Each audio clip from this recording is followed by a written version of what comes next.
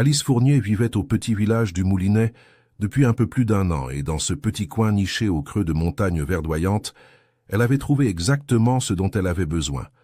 La paix, l'anonymat et l'occasion d'élever son fils loin de tout ce qu'elle avait laissé derrière elle. Le Moulinet était un lieu d'une beauté tranquille et honnête, avec des ruelles étroites en pierre, des maisons basses aux toits rouges et un air qui sentait le pin et la terre humide toute la journée. Alice était enceinte de 7 mois, et le ventre rond qu'elle portait avec une fierté discrète était la chose la plus belle et la plus vraie qui lui soit arrivée dans sa vie ces dernières années. Personne là-bas ne savait d'où elle venait, personne ne posait de questions, et elle avait appris que le silence bienveillant est l'un des plus grands cadeaux qu'un endroit puisse offrir. Pour la première fois depuis longtemps, Alice Fournier se réveillait le matin sans craindre le jour à venir, mais sa vie n'avait pas toujours été ainsi. 5 ans plus tôt, Alice vivait à Lyon, une grande ville bruyante à plus de 300 km du Moulinet, sous le toit de son oncle Fernand, l'homme qui aurait dû être son protecteur après la mort de ses parents et qui, au lieu de cela, l'avait livré comme monnaie d'échange sans le moindre remords. Fernand avait une dette envers le marchand le plus redouté de la région, et la solution qu'il trouva fut d'offrir sa nièce en mariage, comme si elle était un objet qui lui appartenait. Alice avait 22 ans. Elle n'avait nulle part où fuir et personne pour élever la voix en sa faveur. Alors, elle épousa Balthazar de la Roche. Elle était sa 5e épouse, et ce chiffre en disait plus sur le genre d'homme qu'était Balthazar que tout ce que l'on pourrait raconter. Ce furent 4 années d'un mariage sans amour et sans respect, où les humiliations arrivaient à petite dose constante, du genre qui ne laisse pas de marques visibles, mais qui ronge de l'intérieur, comme l'eau qui use la pierre. Balthazar ne l'aimait pas et s'assurait que tout le monde autour de lui le sache. Alice apprit à vivre dans ce silence pesant, comme on apprend à respirer sous l'eau, lentement, en retenant sa poitrine, en attendant que ça passe. Balthazar de la Roche était craint dans toute la région, homme de possession et de tempérament dur. Et Alice n'était qu'un nom de plus sur une liste de femmes qu'il avait consumées et jetées avec la même indifférence qu'il menait ses affaires. Elle survécut à chaque jour de ces 4 années, gardant en elle une petite flamme que le froid de la maison n'avait jamais réussi à éteindre complètement. Puis, par une froide nuit de novembre, Balthazar ressentit une vive douleur à table. Il porta la main à sa poitrine et ne se réveilla plus. Et le silence qui s'empara de la maison cette nuit-là était différent de tous les autres silences qu'Alice avait connus. Lucie, la gouvernante aux cheveux blancs, qui avait été la seule véritable lumière de ces 4 années, lui dit « Fuis maintenant, Alice, avant que ton oncle n'arrive et ne te ramène chez lui. » Alice savait qu'elle avait raison. Elle se rendit donc à la bibliothèque et prit un peu de l'argent que Balthazar gardait. Elle jeta l'essentiel dans une valise, et Lucie dirait qu'elle avait été enlevée par des voleurs, et que Balthazar s'était senti mal pendant l'incident. Les 2 femmes s'étreignirent dans le couloir, et Alice partit. Alice embarqua sur le premier navire à quai, sachant seulement qu'elle devait aller assez loin pour que personne ne la retrouve. Elle débarqua dans une ville. Puis ce furent des jours de voyage en diligence, de nuit dans des auberges bon marché aux matelas fins et aux fenêtres qui laissaient passer le froid, jusqu'à ce que le Moulinet apparaisse au détour d'un chemin, comme une réponse qu'elle ne savait pas qu'elle cherchait. L'auberge où elle séjourna les premiers jours offrait un service médiocre et des chambres sans confort, mais personne ne la connaissait ni ne posait de questions, et cela valait plus que n'importe quel lit douillet. Elle apprit qu'une grande et ancienne maison était à vendre, avec plusieurs chambres, et un jardin envahi par les mauvaises herbes. Elle avait besoin de rénovation, mais ses murs étaient solides, et sa structure ne mentait pas. Alice utilisa l'argent qu'elle avait apporté, acheta la maison, retroussa ses manches, et travailla comme jamais elle n'avait travaillé de sa vie, peignant, réparant, nettoyant, transformant ses murs fatigués en une pension simple mais accueillante. 1 mois après son arrivée au Moulinet, elle découvrit qu'elle était enceinte. Elle posa la main sur son ventre encore plat et décida qu'elle ferait tout pour que son enfant ne manque de rien. Elle disait à tout le monde qu'elle était veuve, et personne n'en doutait. Il y avait en elle quelque chose d'une femme qui avait déjà porté trop de douleur pour avoir besoin d'inventer des histoires. Rosalie se présenta pour demander du travail un matin de pluie, une jeune femme au rire facile et aux mains serviables. Et Alice l'engagea parce qu'elle reconnut dans ce regard la même soif de recommencer qu'elle voyait dans son propre miroir chaque jour. Ensemble, Alice et Rosalie transformèrent la pension en la plus réputée de toute la région, non pas pour son luxe, mais pour sa propreté, son parfum et son accueil chaleureux, avec des draps frais, changés tous les 2 jours, des repas préparés avec soin, et une propriétaire qui traitait chaque client comme un membre de sa famille. La renommée grandit de bouche à oreille, de ville en ville. Et bientôt la pension d'Alice Fournier était le premier nom que tout voyageur entendait en arrivant dans la région et en demandant où se loger. Alice atteignit ainsi son 7e mois de grossesse, heureuse de cette manière simple et conquise, qui est la plus vraie de toutes, avec son gros ventre, les pieds parfois enflés en fin de journée, et un sourire qui avait mis des années à revenir sur son visage, et qu'elle n'avait pas l'intention de laisser partir de sitôt. C'est par un après-midi que Rosalie apparut sur la véranda, les yeux écarquillés et la voix tremblante entre la peur et le rire, appelant Alice d'urgence. Alice leva les yeux de la broderie qu'elle tenait et regarda son amie qui semblait sur le point d'exploser de curiosité. « Oh là là, Alice, tu ne vas jamais croire qui est à notre portail. » Alice demanda calmement. « Dis-le, Rosalie. Qui est-ce » Rosalie ne répondit pas avec des mots, elle lui prit simplement le bras avec précaution et l'emmena jusqu'à la fenêtre du salon qui donnait sur la rue en contrebas, d'où l'on voyait le portail en bois de la pension. Alice regarda en bas. Un homme se tenait devant le portail, avec une présence qui n'avait pas besoin d'être annoncée. Grand, les épaules larges, vêtu d'une redingote en tissu sombre bien coupé et de bottes en cuir qui montaient jusqu'aux genoux. À ses côtés, un cheval noir à la crinière blanche frappait le sol de son sabot avec l'impatience des animaux de race. Et un second homme attendait quelques pas en arrière, en silence. Alice resta à regarder un moment sans rien dire, puis demanda à voix basse, sans quitter la fenêtre des yeux. « Rosalie, qui est cet homme ?» Rosalie s'approcha et chuchota comme si tout le village pouvait l'entendre. « C'est Mathieu de Beaumont, le duc d'Alençon. Je suis allé les accueillir et il m'a dit qu'avant d'entrer, il voulait vous parler. » Alice resta silencieuse un instant, laissant l'information s'installer. « Bonjour, mes chers auditeurs. Je voudrais vous parler un instant avant de continuer cette incroyable histoire d'amour d'aujourd'hui. Dites-moi dans les commentaires de quel petit coin du monde vous suivez notre chaîne Amour et Romances d'époque. Et que faites-vous en nous écoutant? Merci beaucoup d'avoir choisi d'écouter notre histoire. Aujourd'hui, nous allons parler d'Alice, une femme qui a construit une nouvelle vie de ses propres mains dans un village tranquille entre les montagnes. Et de Mathieu, un homme qui est arrivé jusqu'à elle porteur d'une mission qui révélerait jusqu'où certaines personnes sont capables d'aller quand il s'agit d'argent et de pouvoir. Une histoire d'amour qui est née là où personne ne s'y attendait, faite de secrets cachés sous une paix qui semblait trop parfaite. Si vous aimez les histoires d'époque avec de la vraie romance, des secrets surprenants et des personnages qui restent dans le cœur, abonnez-vous à la chaîne et activez la cloche, car chaque histoire que j'écris est toujours pour vous surprendre. Alice prit une profonde inspiration, descendit les escaliers et sortit jusqu'au portail. Il la regarda quand elle apparut et il y avait dans ses yeux verts une attention calme et directe. Il était beau d'une manière qui n'avait pas besoin d'être annoncée, les cheveux châtains un peu en désordre à cause du vent du voyage, et un sourire discret au coin des lèvres. « Madame Fournier, votre employé m'a dit que vous êtes la propriétaire des lieux. Je suis Mathieu de Beaumont. » Alice le salua avec l'aplomb de quelqu'un qui ne se laisse pas facilement intimider et répondit. « Elle m'a dit que monsieur voulait me parler avant toute chose. Alors, me voici, monsieur de Beaumont. » Mathieu alla droit au but. Il dit que dans le village, personne ne connaissait son titre, et qu'il voulait que cela reste ainsi, qu'il avait besoin d'une discrétion absolue, et qu'il souhaitait louer toutes les chambres de la pension uniquement pour lui et son compagnon. Alice fronça les sourcils et répondit avec naturel. « Monsieur, j'ai des clients réguliers ici. Je ne peux pas simplement les mettre à la porte. » Mathieu sortit de sa redingote 4 bourses de pièces et les lui montra avec le calme de celui qui connaît le poids de ce qu'il offre. « Dédommagez chacun d'eux généreusement et dites que vous devez fermer pour quelques jours. Vous ne le regretterez pas. » Rosalie apparut derrière Alice et murmura. « Alice, nous avons besoin de cet argent. Je parlerai aux clients.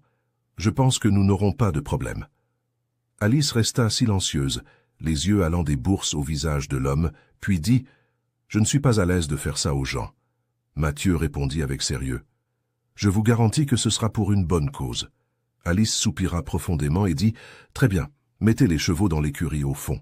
Il y a des stalles et du foin pour eux.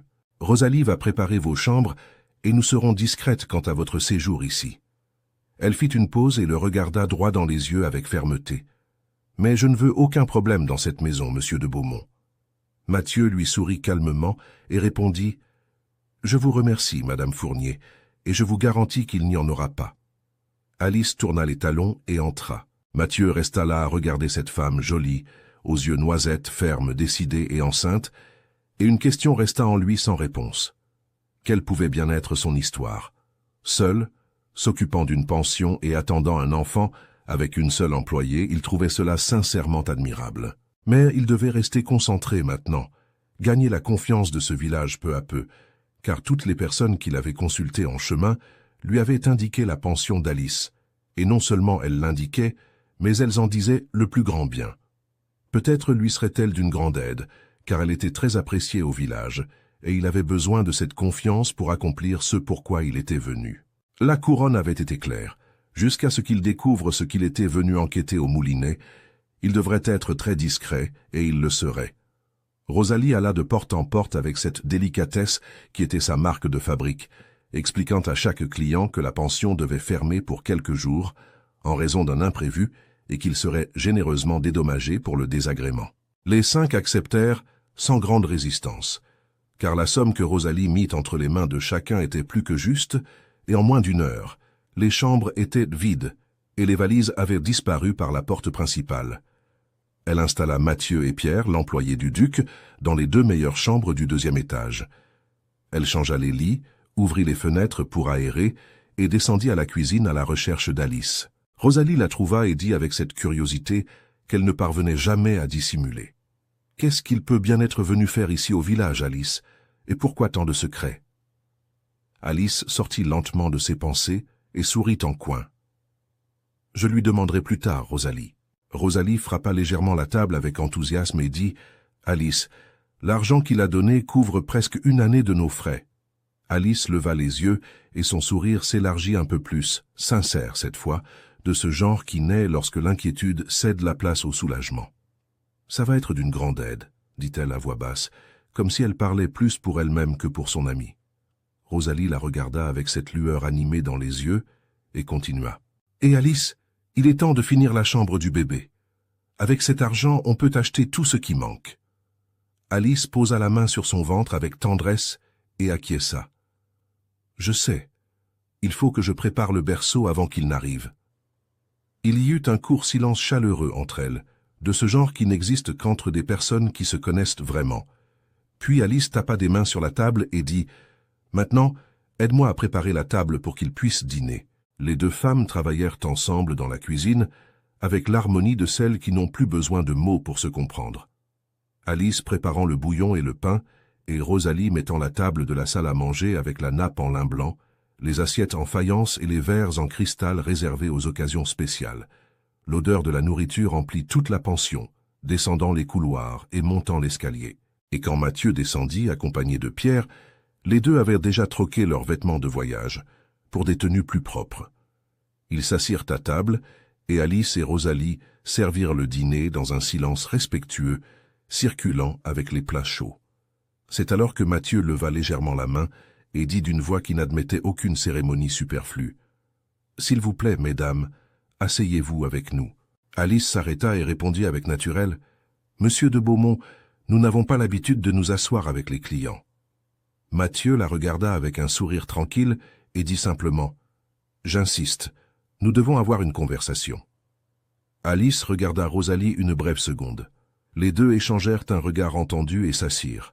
Mathieu attendit qu'elle soit installée avant de parler, et il y avait en lui cette qualité rare d'un homme qui sait écouter avant de demander. « Madame Fournier, » dit-il d'une voix posée, « connaissez-vous tout le monde ici au village ?» Alice répondit avec naturel. « Je connais la grande majorité, oui. » Mathieu hocha la tête et continua.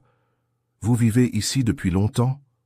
Alice le regarda avec ce calme direct qui était sa marque et répondit « Depuis 8 mois, monsieur. » Il fit une petite pause avant de poser la question suivante. « Et qu'est-ce qui vous a amené dans cette région ?» Alice répondit sans détourner le regard. « Le besoin de recommencer, monsieur de Beaumont. Et vous, qu'est-ce qui vous amène au Moulinet ?» Mathieu la regarda un instant avant de répondre, comme s'il mesurait soigneusement jusqu'où il allait parler. « En réalité, je suis venu sur ordre de la couronne. Nous sommes à la recherche de quelque chose. » Alice sentit sa poitrine se serrer dans un sursaut qu'elle n'attendait pas, car la première chose qui lui traversa l'esprit fut Balthazar, sa mort, une enquête qui pourrait remonter jusqu'à sa fuite, mais elle écarta rapidement cette pensée, car la couronne n'enverrait pas un duc pour enquêter sur la veuve d'un marchand. Mathieu perçut qu'elle était devenue pensive et dit aussitôt avec une observation qui sonnait presque comme un compliment. « J'ai remarqué que malgré le peu de temps que vous vivez ici, les gens vous admirent beaucoup et vous tiennent en grande estime. » Alice tourna les yeux vers lui et répondit avec simplicité. « Le village m'a très bien accueilli dès le premier jour. » Alice resta silencieuse un moment, puis releva le menton et demanda « Monsieur de Beaumont, puisqu'il me semble que vous avez l'intention de rester un bon moment dans ma pension, j'aimerais que vous me disiez ce que vous êtes venu faire ici. Vous m'avez fait renvoyer tous mes clients. Je pense donc que c'est quelque chose d'assez secret. Rosalie et moi sommes très discrètes. » Mathieu la regarda en silence une seconde et répondit d'une voix tranquille. « J'ai bien payé, Madame Fournier, pour ne pas avoir de questions sur mon séjour ici. » Alice ne détourna pas le regard un seul instant et dit « Vous avez bien payé pour que je renvoie mes clients, et je veux que vous me disiez ce qui se passe. » Il y avait en elle une insistance calme, sans agressivité, mais absolument ferme. Et Mathieu perçut que cette femme n'allait pas reculer.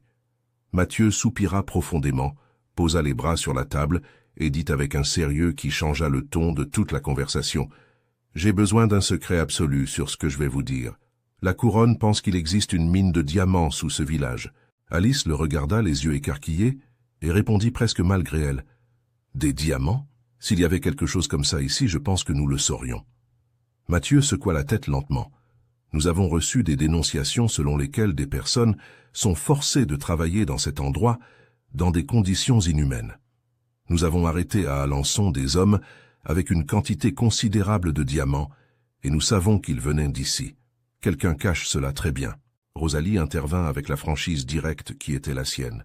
« Mais, monsieur, ne pensez-vous pas que s'il y avait ça dans le village, nous le saurions?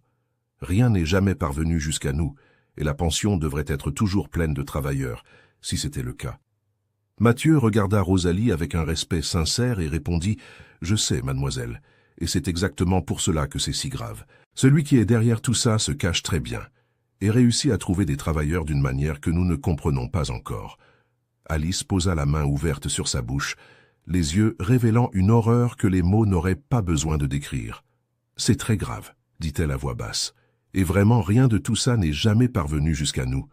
Nous n'avons jamais entendu parler de quoi que ce soit de semblable. » Mathieu la regarda avec une attention qui allait au-delà de la conversation et dit avec sincérité « Et c'est exactement pour cela que j'ai grand besoin de votre aide, Madame Fournier, pour m'approcher des gens d'ici et découvrir ce qui se passe sous le nez de tout le monde, et d'une manière ou d'une autre, sauver ces travailleurs. » Rosalie leva le visage, avec cette lueur de celle qui vient de se souvenir de quelque chose d'important, et dit « Demain, il y a un déjeuner à la propriété des Allègres. Madame Aurore est très appréciée dans la région et reçoit des gens la première semaine de chaque mois. Et dimanche, il y aura le bal des orchidées de la famille Lefebvre. Lors de ces deux événements, monsieur pourra approcher les gens du village beaucoup plus naturellement. » Mathieu regarda Rosalie avec une attention sincère, puis tourna son regard vers Alice avec une question dans les yeux avant même de prononcer les mots. « Pourriez-vous m'accompagner, Madame Fournier ?» Alice resta silencieuse un moment et répondit « Je ne sors pas beaucoup, monsieur de Beaumont. » Mathieu dit d'une voix qui ne pressait pas mais qui pesait.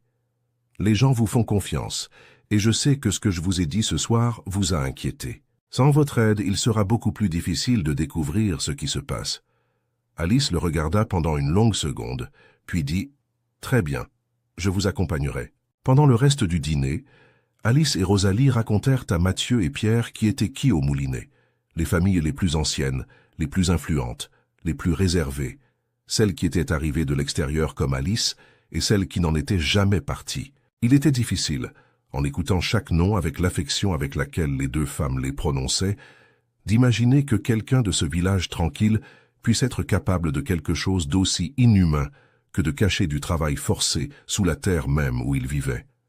Mathieu écoutait attentivement, La nuit tomba sur la pension avec cette quiétude caractéristique du moulinet, et la conversation perdit la tension du début pour gagner une légèreté presque naturelle entre les quatre.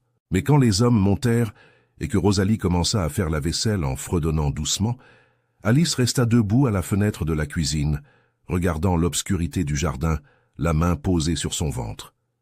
Il y avait en elle une inquiétude que les paroles de Mathieu avaient allumée et qu'elle savait ne pas s'éteindre de sitôt.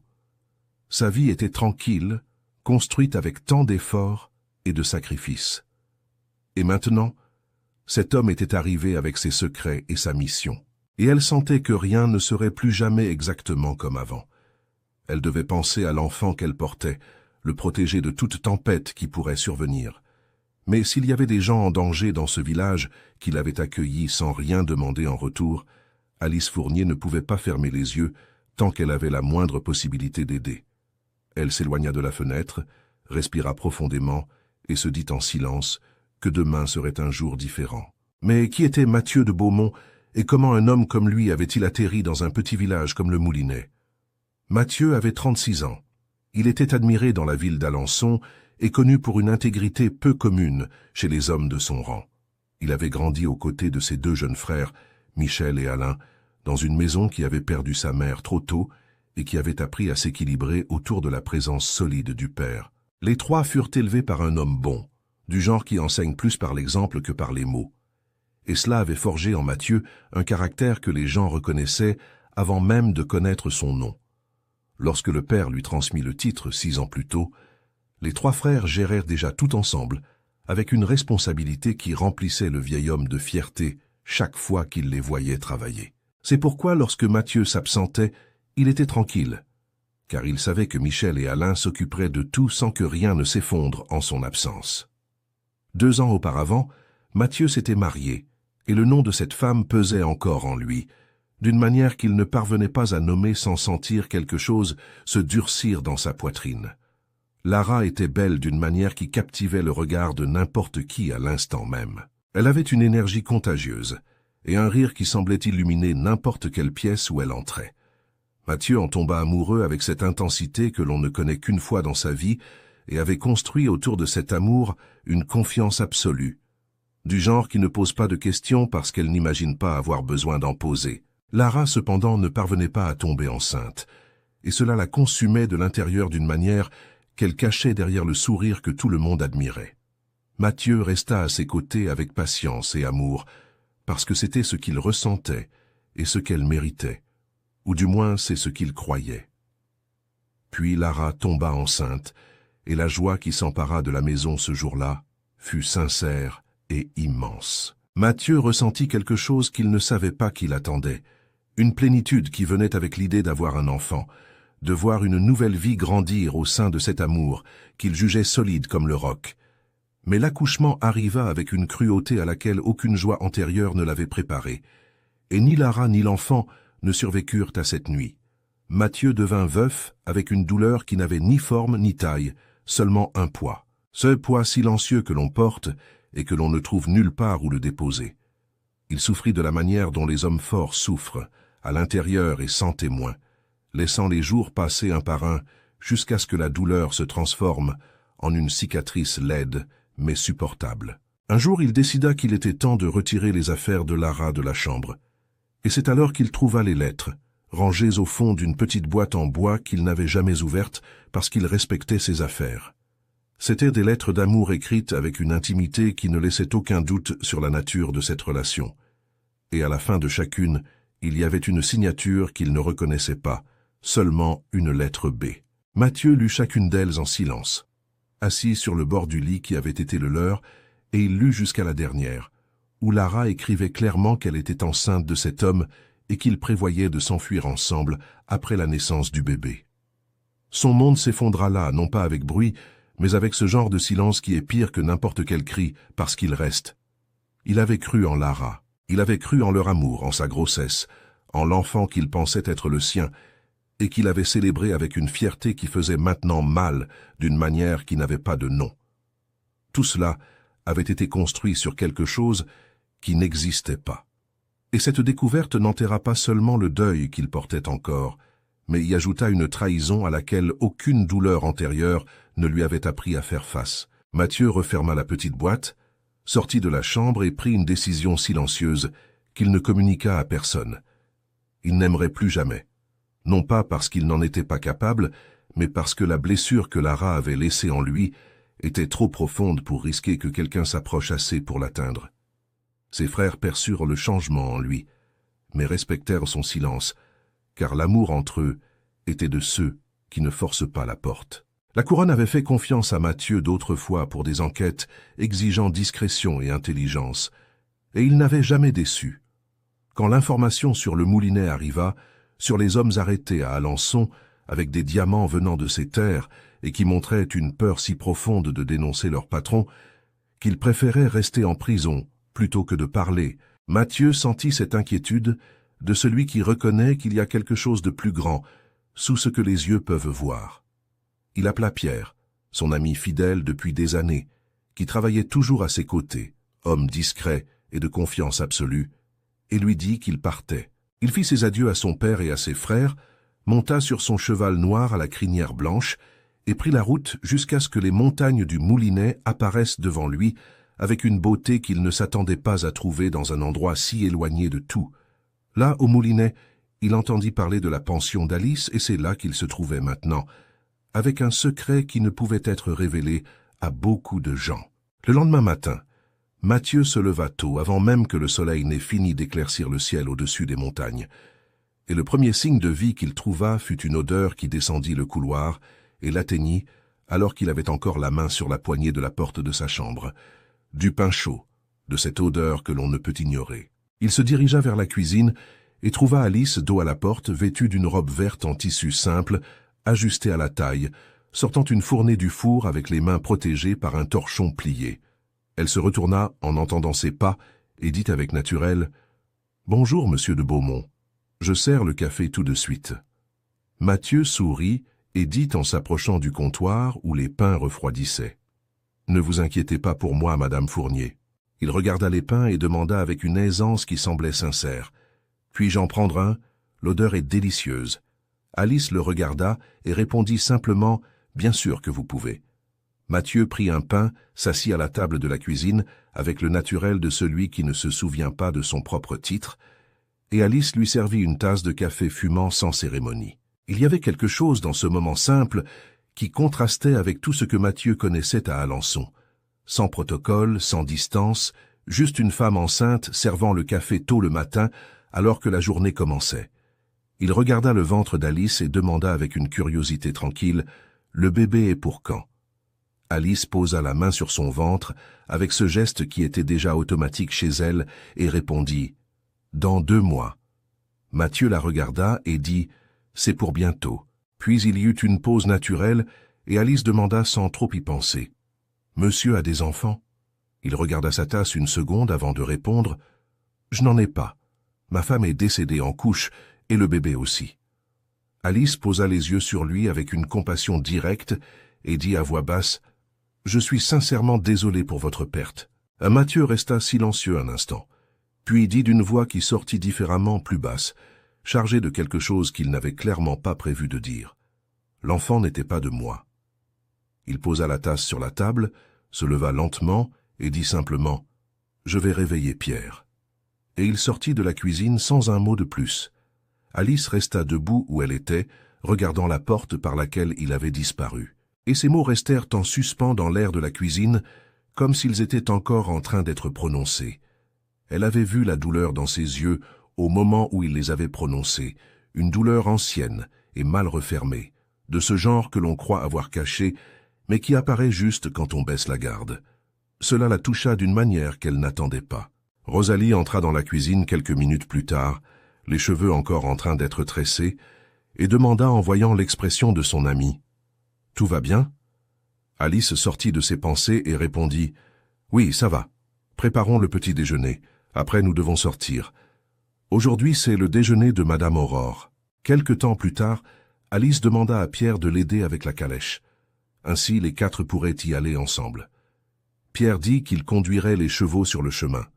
Pendant le trajet, ils convinrent que Mathieu utiliserait le nom de famille Gaspard pour ne pas éveiller les soupçons et qu'il serait présenté comme un cousin éloigné d'Alice. La propriété d'Aurore Allègre apparut après un long virage, immense et bien entretenu, avec des jardins fleuris et une large véranda d'où provenaient des voix et des rires de nombreuses personnes. Mathieu observa tout avec ses yeux attentifs qui ne laissaient rien passer, et Alice avait eu raison. Il était difficile de regarder ces gens et d'imaginer que l'un d'eux puisse cacher quelque chose d'aussi grave. Alice fut accueillie avec l'affection de quelqu'un qui est vraiment aimé, saluant chaque personne avec une familiarité construite en 8 mois de présence sincère dans le village, et elle présenta Mathieu à chacun avec naturel. C'est alors qu'Aurore apparut, venant de la véranda, une dame d'environ 65 ans, les cheveux gris relevés en un chignon élégant et vêtue d'une robe grise en tissu léger qui bougeait avec le vent de l'après-midi. Elle vint directement vers Alice, les bras ouverts, et l'étreignit avec cette tendresse de celle qui traite l'autre comme une fille choisie.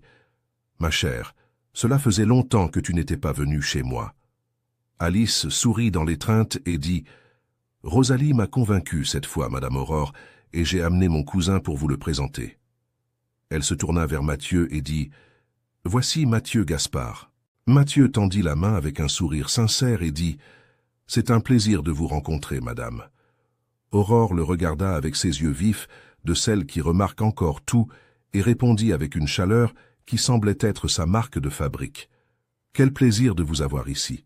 Amusons-nous bien aujourd'hui. » Alice perçut dès les premières minutes au déjeuner d'Aurore que Mathieu de Beaumont était le genre de personne qui s'intègre avec une aisance qui ne s'apprend pas. Elle est innée. Il conversait avec tout le monde avec cette facilité désarmante, écoutait avec une attention sincère, posait les bonnes questions au bon moment, et bientôt les gens autour de lui souriaient comme s'ils le connaissaient depuis des années.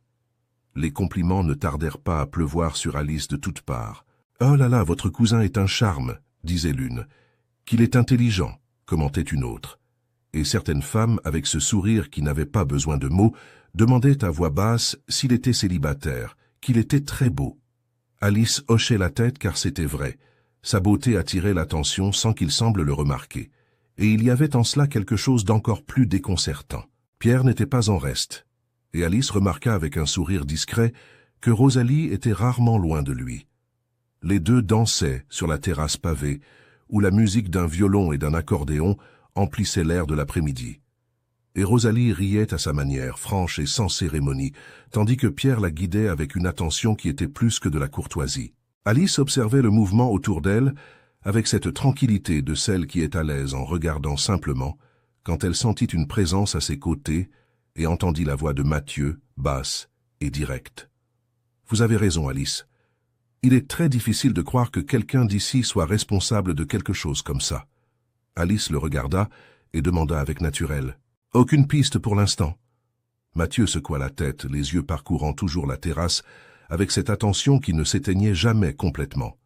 C'est alors qu'il vit Rosalie et Pierre, et dit avec un sourire qui arriva avant les mots, « On dirait que ces deux-là s'amusent bien. » Alice sourit. « On dirait qu'ils se sont bien trouvés. » Mathieu se tourna vers elle et lui tendit la main avec un calme qui ne laissait aucune place à l'hésitation. « Venez, dansez avec moi. » Alice le regarda, les yeux écarquillés, et montra son propre ventre avec une expression qui disait tout avant la voix. « Regardez la taille de mon ventre, impossible de danser avec vous. » Elle fit un geste subtil vers la terrasse bondée et ajouta « Il y a beaucoup de femmes ici qui seraient ravies de danser avec vous. » Mathieu la regarda un moment, avec ce sourire qu'Alice commençait à remarquer, qui désarmait quiconque croisait son chemin. Et elle se maîtrisa intérieurement parce qu'elle le savait, et ne voulait pas en faire une de plus. « Madame Fournier, dit-il d'une voix qui n'insistait pas, mais ne cédait pas non plus, je ne veux pas danser avec elle. Je veux danser avec vous, et je ne vois pas en quoi votre grossesse serait un empêchement. S'il vous plaît, dansez avec moi. » Alice le regarda une seconde, puis tendit la main. Elle ne se souvenait pas de la dernière fois qu'elle avait dansé. Elle ne parvenait pas à retrouver le souvenir ni la sensation, tant c'était lointain. Mathieu posa la main sur sa taille avec un soin qu'elle n'attendait pas, des mains grandes et fermes qui la soutenaient sans serrer, et ils commencèrent à bouger au rythme doux de la musique. Au premier pas, Alice lui marcha sur le pied et dit immédiatement « C'est bien ce que je vous disais. » Mathieu ne s'arrêta pas, il sourit simplement et répondit « Tranquille. » Et puis ils dansèrent.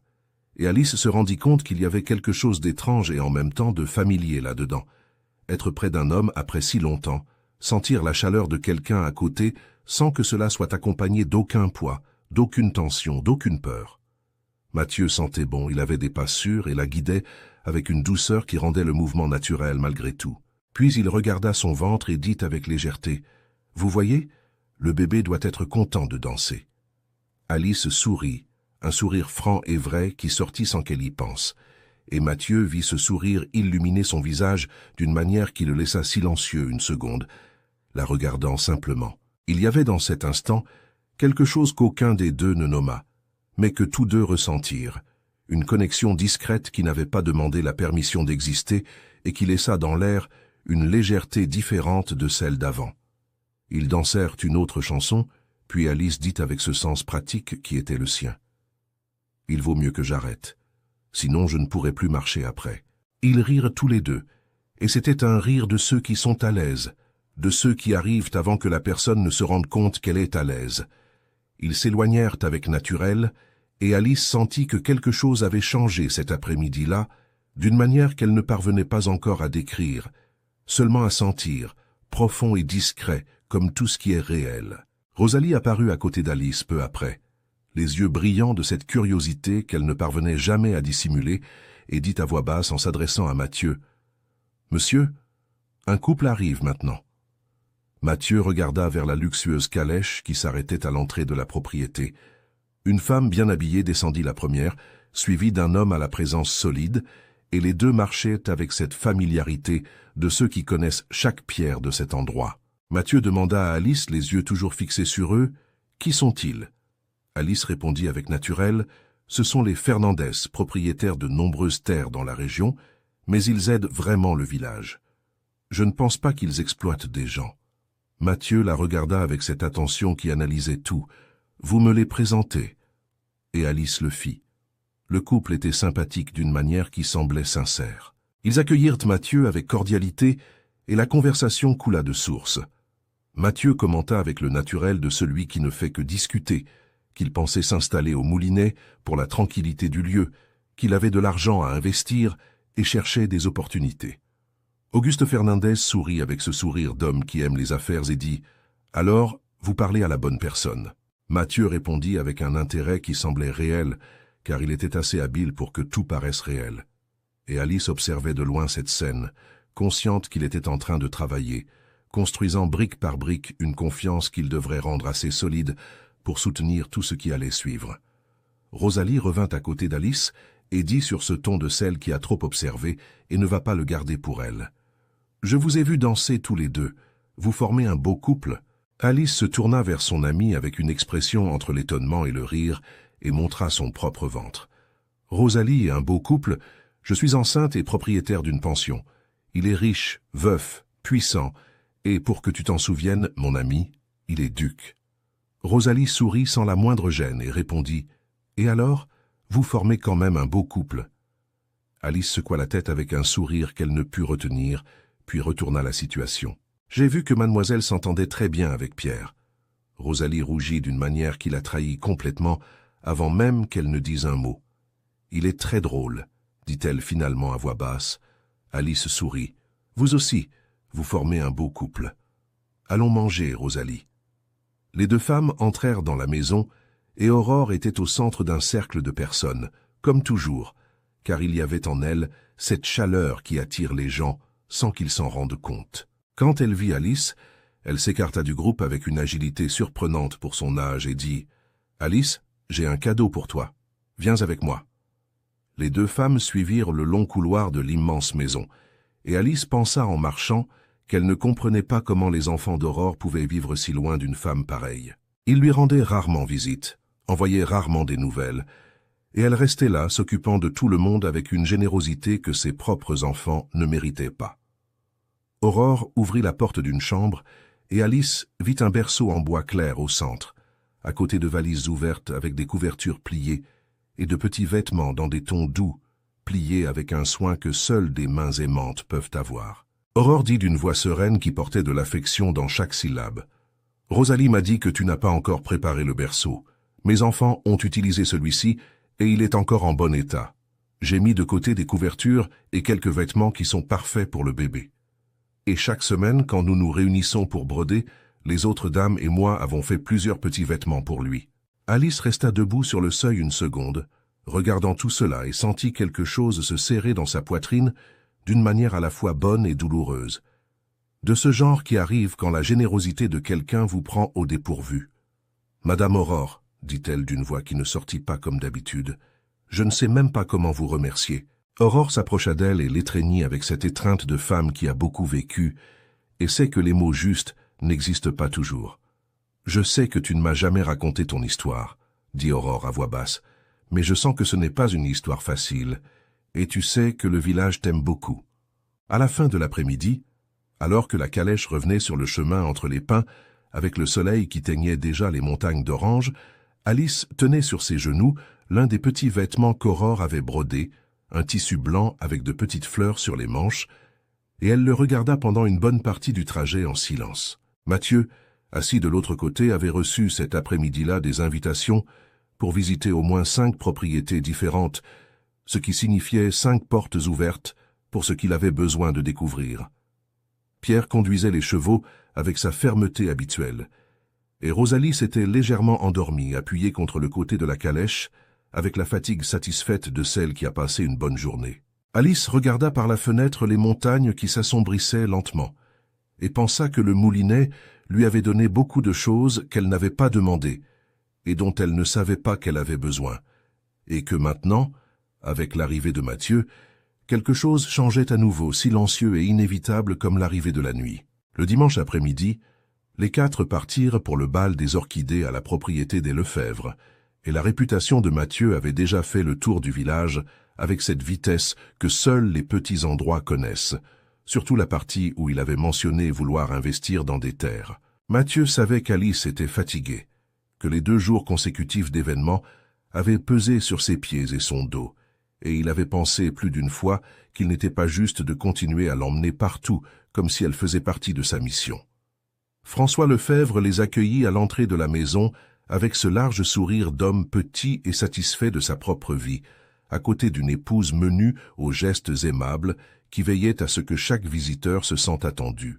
La propriété était grande et bien éclairée, et le son d'un petit orchestre parvenait déjà du portail, mêlé au parfum des orchidées qui donnaient leur nom au bal et qui ornaient chaque recoin de ce jardin.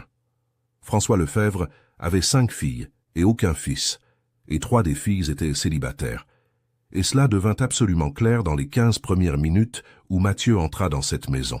Les 3 s'approchèrent avec la subtilité que l'éducation permettait, et Mathieu, avec cette habileté sociale qui ne l'abandonnait jamais, même quand il travaillait, dansa avec chacune, sans laisser aucune se sentir mise de côté. Alice observait de loin avec un sourire qui n'était pas tout à fait de l'amusement, mais qui avait quelque chose de léger. Et quand Mathieu tenta de s'approcher d'elle pour danser comme il l'avait fait la veille, elle montra ses propres pieds avec une expression qui n'avait pas besoin de traduction. « Mes pieds me disent déjà au revoir, monsieur de Beaumont », dit-elle, avec un calme sincère, et il accepta avec un sourire et retourna dans le salon où les filles de Lefebvre l'attendaient.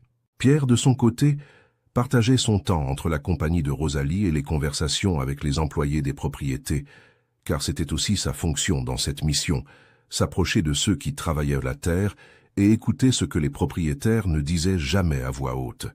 La soirée se déroula avec cette légèreté d'un événement bien organisé dans un endroit magnifique, et Mathieu se fit plus d'amis qu'il ne l'avait espéré. Il reçut de nouvelles invitations pour visiter des propriétés, conversa avec des hommes influents et des femmes attentives, et construisit brique par brique cette confiance dont il avait besoin pour se rapprocher de ce qu'il cherchait. François Lefebvre était un homme très riche, une richesse qui semblait plus grande que ce que ses terres justifiaient, et Mathieu avait enregistré cela dans cette partie de son esprit qui ne se repose jamais. Ils rentrèrent à la pension à la fin de la soirée, avec la fatigue satisfaite de ceux qui ont bien travaillé. Alice n'alla pas se coucher, elle alla à la cuisine parce que ses pieds lui brûlaient d'une manière qui, elle le savait, l'empêcherait de dormir sans y faire quelque chose. Elle remplit une bassine d'eau qu'elle chauffa sur le poêle, la posa par terre, descendit lentement son corps en s'appuyant sur le dossier de la chaise, s'assit et remarqua alors le problème. Avec son ventre gros et rond, ses bras ne pouvaient tout simplement pas atteindre ses pieds.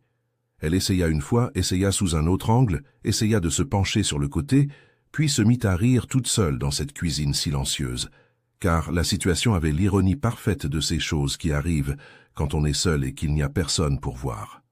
Le rire était encore sur son visage quand une voix surgit à la porte de la cuisine, calme et légèrement amusée. « Avez-vous besoin d'aide » Alice leva les yeux et Mathieu était appuyé contre le cadre de la porte, les cheveux tombant sur son front de celui qui s'était déjà débarrassé de la mise en pli de la journée, la chemise au col ouvert, les yeux attentifs sur elle. Elle sourit sans pouvoir s'en empêcher et répondit « Je me lave les pieds ».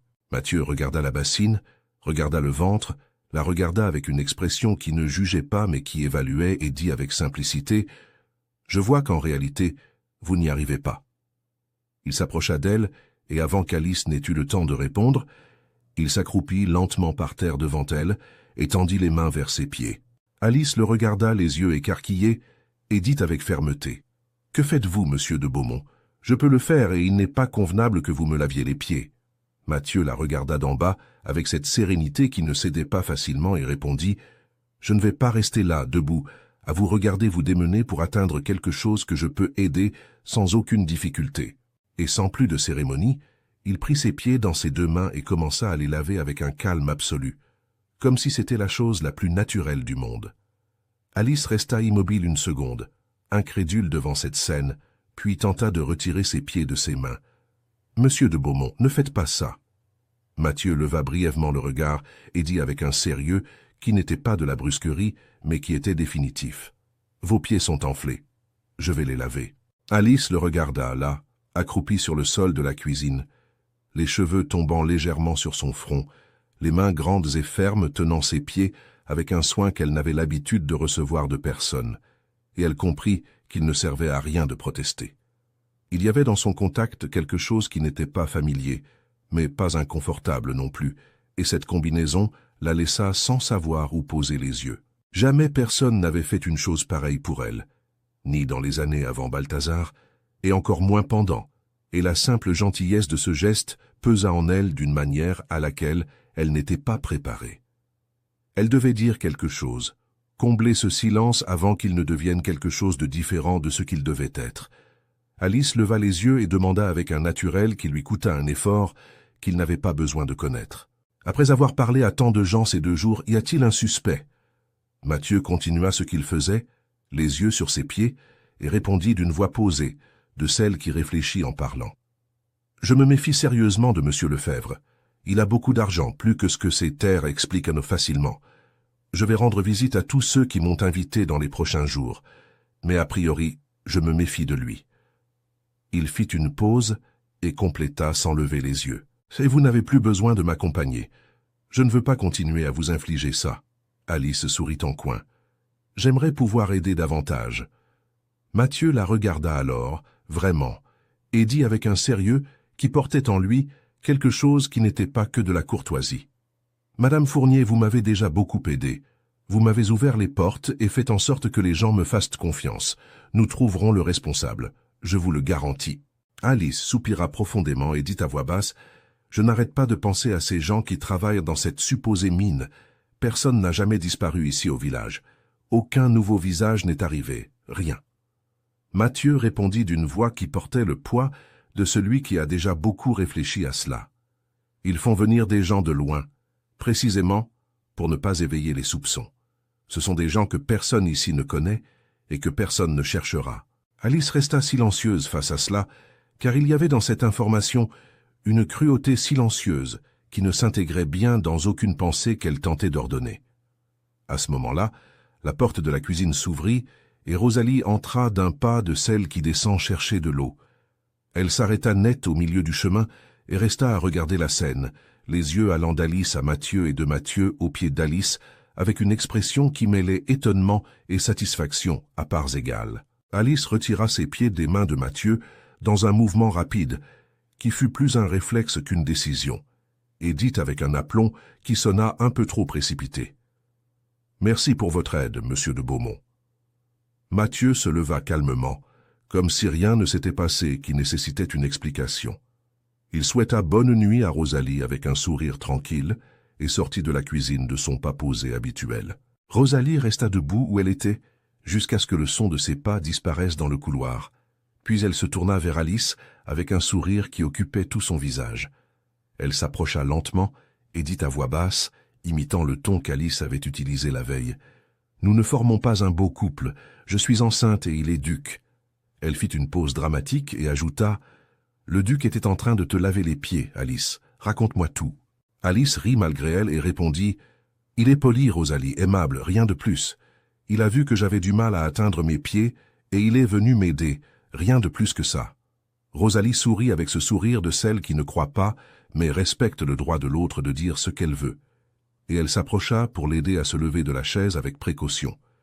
Les deux femmes montèrent ensemble l'escalier de la pension dans le silence confortable habituel. Et Alice entra dans sa chambre, ferma la porte et resta debout un moment dans l'obscurité avant d'allumer la bougie. Elle le savait, et elle était assez honnête avec elle-même pour l'admettre, au moins dans ce silence.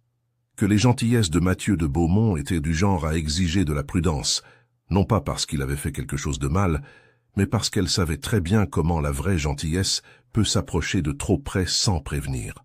Il était d'un monde complètement différent du sien. Il était riche, puissant, il était là pour une mission et un jour il partirait. Et elle était une femme enceinte, propriétaire d'une pension, avec un passé qui ne tenait pas dans une conversation de dîner. C'était tout ce qu'il y avait entre eux et elle devait s'en souvenir. Dans les jours qui suivirent, Mathieu et Pierre quittèrent la pension tôt le matin et ne rentraient qu'à la tombée de la nuit. Ils parcouraient les propriétés où Mathieu avait été invité.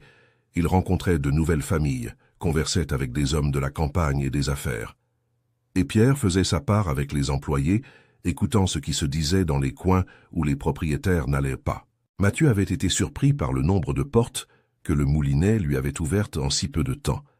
Et il savait que c'était en grande partie le reflet du nom d'Alice, de la confiance que les gens lui accordaient avant même de le connaître. Ce qu'il n'avait pas prévu, et qui arriva sans qu'il se rende compte exactement quand cela avait commencé, fut l'habitude de se réveiller tôt et de descendre à la cuisine pour prendre le café avec elle avant de partir, et à son retour, de lui raconter comment s'était passée chaque visite, chaque conversation, chaque détail qui valait la peine d'être retenu. Il faisait confiance à Alice d'une manière qu'il ne parvenait pas à expliquer avec des mots précis, et cela l'intriguait car ce n'était pas quelque chose qui lui arrivait facilement.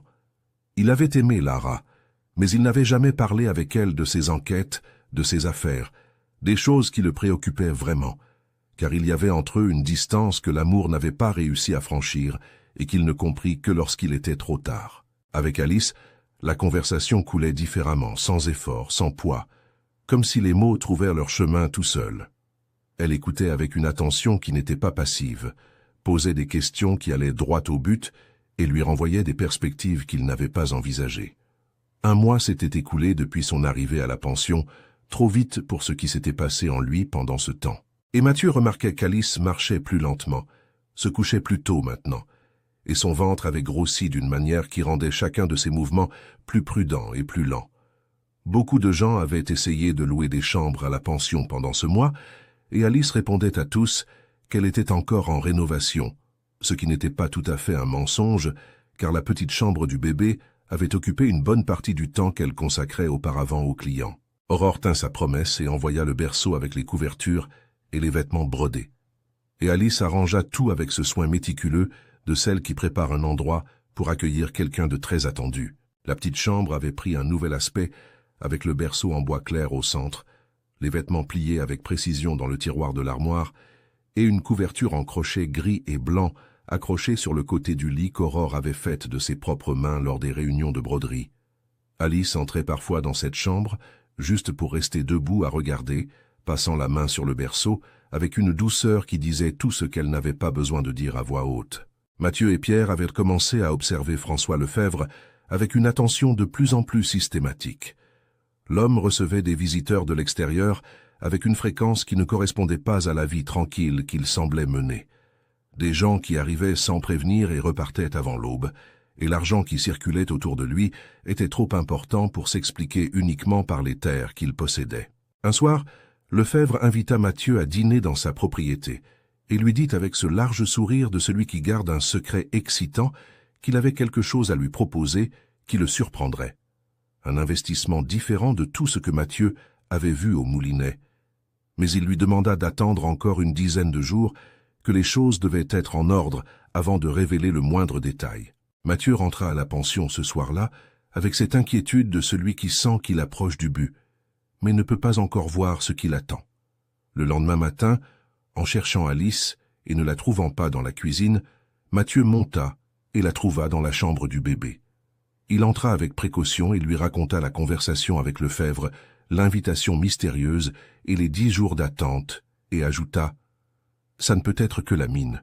Peut-être qu'il veut que j'y investisse. » Mathieu continua « Mais plus je tarde à le découvrir, plus ces gens restent en danger. » Alice vit l'affliction dans ses yeux, cette préoccupation réelle, qui n'était pas celle d'un homme accomplissant une mission, mais de quelqu'un qui se souciait vraiment de ce qui arrivait à des gens qu'il n'avait jamais vus. « Tu es proche, Mathieu, » dit-elle avec fermeté. « Mais je n'arrive toujours pas à croire que ce soient les Lefebvre. Ils sont si bons avec le village. » Il la regarda. « Je sais, mais je ne peux pas l'écarter avant de voir ce qu'il a à m'offrir. » Mathieu resta silencieux un moment, puis s'approcha lentement du berceau. Il passa les doigts sur le bord en bois avec une douceur qui semblait involontaire et dit sans la regarder. « J'ai cru que je serais père, tu sais. » Alice le regarda en silence puis dit « L'autre jour, tu m'as dit que ta femme était tombée enceinte, mais que l'enfant n'était pas de toi. » Il se tourna et la regarda avec ses yeux qui portèrent des choses que la voix atteignait rarement. « Je te fais confiance, Alice, d'une manière que je ne parviens pas à expliquer, » dit-il à voix basse. Et alors, il raconta tout sur Lara, sur l'amour qu'il avait ressenti pour elle, sur la grossesse qui l'avait rempli de joie, sur la nuit de l'accouchement qui avait emporté les 2 vies d'un coup, et sur les lettres qu'il avait trouvées ensuite, rangées dans cette petite boîte en bois. Quand il eut fini, il y eut un silence dans la petite chambre qui n'était pas vide. C'était le genre de silence qui reste après que des mots lourds se sont posés dans un endroit et ont besoin d'un moment avant que quelqu'un ne bouge. Mathieu soupira profondément et dit « Ça a été très difficile de surmonter tout ça, mais c'est du passé. » Il fit une pause et ajouta d'une voix qui portait en elle quelque chose qui ressemblait à la nostalgie de quelque chose qu'il n'avait jamais eu. « Mais j'ai toujours voulu être père. » Alice le regarda avec une tendresse directe, sans exagération, et dit « Tu peux encore l'être, monsieur de Beaumont. » Il la regarda avec un sourire qui mit du temps à venir, mais qui vint, et dit « Alice, appelle-moi Mathieu. » Elle sourit et répéta sans cérémonie « Tu peux encore être père, Mathieu. » Et il y avait dans ce petit détail, le prénom sans le titre, quelque chose qui changea légèrement l'air entre eux, comme quand on ouvre une fenêtre et que la température de toute la pièce change d'un coup. Alors il demanda avec une curiosité qui ne pressait pas. « Et qu'est-il arrivé au père de ton bébé ?» Alice répondit d'une voix tranquille, de celle qui a répété cette réponse plus d'une fois. « Il est décédé, et avec l'argent qu'il m'a laissé, j'ai déménagé au Moulinet et j'ai ouvert la pension. » Mathieu écouta et sut que l'histoire n'était pas complète, et il décida de respecter son silence de la même manière qu'elle avait respecté le sien. « Tu es impatiente ?» demanda-t-il en regardant son ventre.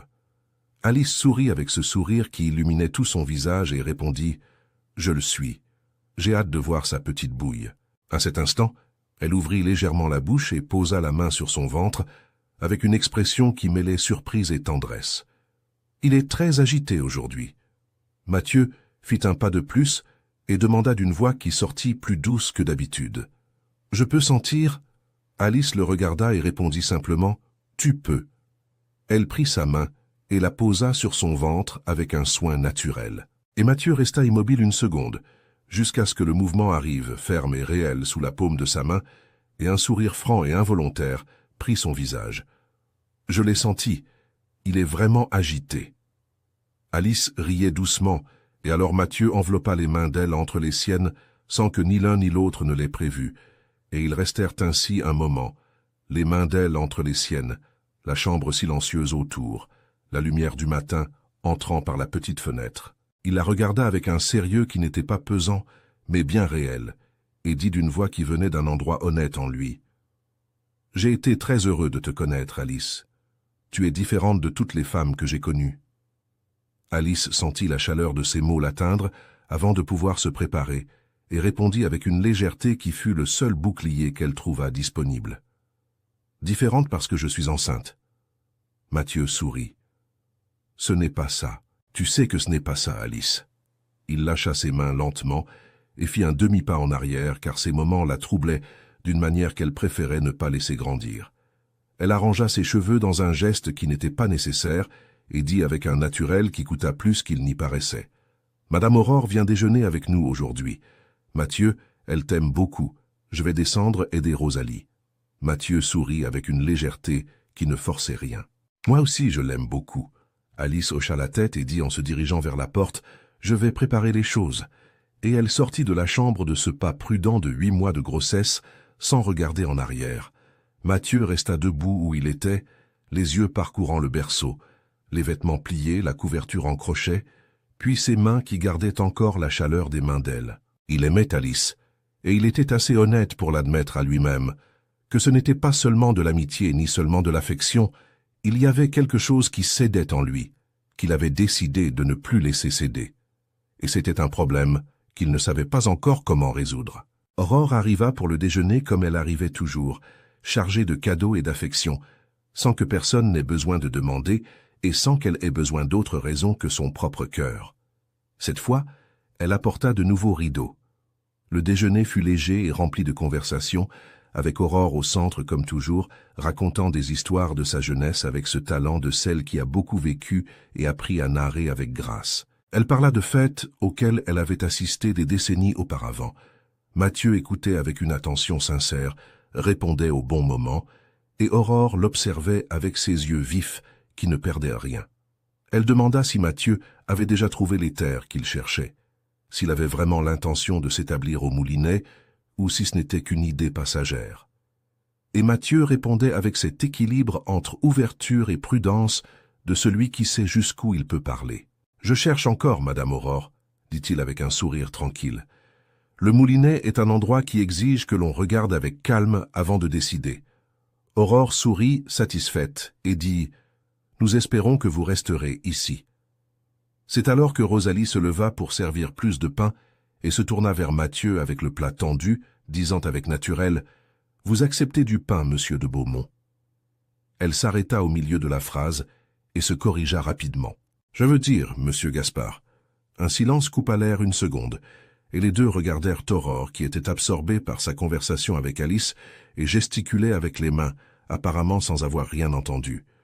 Le déjeuner se termina, puis Mathieu et Pierre prirent congé des 3 femmes, sortant par la porte de la pension en direction des visites de l'après-midi. Alice, Rosalie et Aurore s'installèrent dans le salon avec leurs tasses de thé et le silence confortable de celles qui n'ont pas besoin de combler l'air de mots. La lumière de l'après-midi entrait par les fenêtres sous un angle doré et Aurore tenait sa tasse à 2 mains, les yeux parcourant le salon avec cette expression de celle qui pense plus qu'elle n'en a l'air. Après un moment qui fut plus long que le silence habituel, elle posa la tasse sur la soucoupe avec un léger clic, regarda Alice, puis Rosalie, et dit d'une voix tranquille de celle qui ne demande pas, mais affirme « Je veux que vous m'expliquiez ce que le duc d'Alençon fait loger dans votre pension, Alice, en se faisant passer pour quelqu'un d'autre. » Alice et Rosalie se regardèrent en une fraction de seconde qui dit tout ce qui devait être dit entre elles. Et Rosalie fut la première à parler avec une urgence discrète dans la voix. « Madame Aurore, s'il vous plaît, personne ne doit le savoir. » Aurore ne bougea pas. Elle garda les yeux sur Alice avec cette patience de celle qui a le temps et n'est pas pressée. Et Alice soupira profondément avant de répondre. « Il est ici pour le travail, Madame Aurore. Il enquête sur des terres pour la couronne. » Aurore la regarda un moment, puis dit avec une délicatesse qui ne cachait pas la fermeté sous-jacente. « Alice, ma fille, un duc ne fait pas ça. Je connais la réputation des Beaumont. Je ne l'ai jamais rencontré personnellement, mais j'ai été à Alençon il y a quelques années et je sais qu'il ne se déplace en personne que lorsque la dénonciation est gravissime, car la couronne ne confie cette fonction à personne d'autre. » Alice resta silencieuse un instant, puis dit avec un regard direct « Madame Aurore, je ne peux pas dire ce que c'est, mais j'ai besoin que vous gardiez son identité secrète. C'est très important. » Aurore garda le silence un moment qui parut plus long qu'il ne l'était, puis posa les yeux sur Alice avec ce mélange d'affection et d'inquiétude qui était sa marque. « Ma fille, tu es enceinte, » dit-elle d'une voix qui portait en elle quelque chose de maternel qui ne peut s'empêcher de l'être. Quoi que cet homme soit venu faire ici, tu devrais être loin de tout problème que son arrivée pourrait causer. Je m'inquiète pour toi. Alice sourit avec une tendresse réelle et répondit « Je sais, Madame Aurore, mais soyez tranquille. Il est expérimenté, il sait ce qu'il fait, et je vais bien. » Aurore soupira avec cette résignation de celle qui sait qu'elle ne parviendra pas à convaincre, mais ne peut s'empêcher d'essayer. Puis elle se tourna vers Rosalie avec des yeux sérieux. « Prends soin d'elle, Rosalie. » Rosalie sourit et répondit sans hésiter. « J'en prends soin, Madame Aurore, vous pouvez en être sûre. » Les deux hommes rentrèrent tard ce soir-là, et Alice les attendait dans le salon avec l'expression de celle qui a quelque chose d'important à dire et ne veut pas le remettre au lendemain.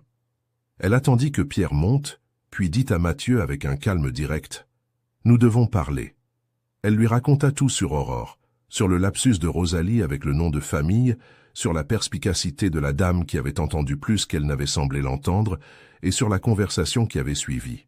Mathieu écouta tout sans l'interrompre, et quand elle eut fini, il répondit avec une tranquillité qui n'était pas de la négligence, mais de l'assurance. « Reste tranquille. Pierre et moi avons déjà écarté Madame Aurore il y a quelque temps. Elle n'a pas de biens considérables, et ses terres n'ont ni la taille ni la structure pour abriter une mine. Et comme je l'ai déjà dit, j'apprécie beaucoup Madame Aurore. » Alice sourit légèrement et dit « Je ne savais même pas que tu l'avais soupçonnée. » Mathieu la regarda avec un sérieux qui portait en lui une nuance d'honnêteté qu'elle n'attendait pas. « Nous nous méfions de tout le monde ici, Alice, même de toi au début. » Alice leva les yeux vers lui avec une expression entre la surprise et le rire et dit « Sérieusement ?» Mathieu la regarda avec ce calme direct qui était si sien et parla d'une voix qui avait du poids, mais un poids prudent. « Chaque semaine, nous échangeons une correspondance avec la couronne. Je connais ton histoire, Alice, mais nous n'avons pas besoin d'en parler, d'accord ?» Elle le regarda pendant un long moment, et dans ce regard, il y avait un soulagement mêlé à quelque chose qui faisait mal, d'une manière ancienne. Tout ce qu'elle avait gardé si précieusement, le nom de Balthazar, les années à Lyon, la fuite, il le savait, et elle n'avait pas choisi cela. Mais il y avait aussi dans ces mots « Nous n'avons pas besoin d'en parler », une générosité qu'elle n'avait pas attendue. « Je ne veux vraiment pas en parler », dit-elle enfin d'une voix qui sortit plus fragile qu'elle ne l'aurait voulu. Mathieu vit ses yeux briller à cet instant, cette lueur humide qui apparaît quand on a tenu quelque chose de lourd pendant trop longtemps. Il fit un pas vers elle avant de parler d'une voix qui avait laissé de côté toute formalité. « Maintenant, tu vas bien, Alice. Tu es heureuse. Tu vas avoir ton enfant, et c'est la seule chose qui compte. » Elle le regarda et dit avec une honnêteté qui sortit avant qu'elle ne puisse la retenir. « Parfois j'ai peur de ne pas être à la hauteur pour mon fils, de ne pas savoir bien faire. » Mathieu l'observa un moment et répondit avec une fermeté douce. « Tu es une guerrière, Alice, une femme incroyable, et tu seras une excellente mère. Je suis devenu un grand admirateur de toute ta force. » Alice sourit et dit « Merci, Mathieu. » Il prit ses mains entre les siennes dans un geste qui n'était pas calculé, qui arriva simplement. Alice sentit la chaleur de ses mains envelopper les siennes et tenta de les retirer doucement, prononçant son nom comme un avertissement « Mathieu ». Mais il ne la lâcha pas.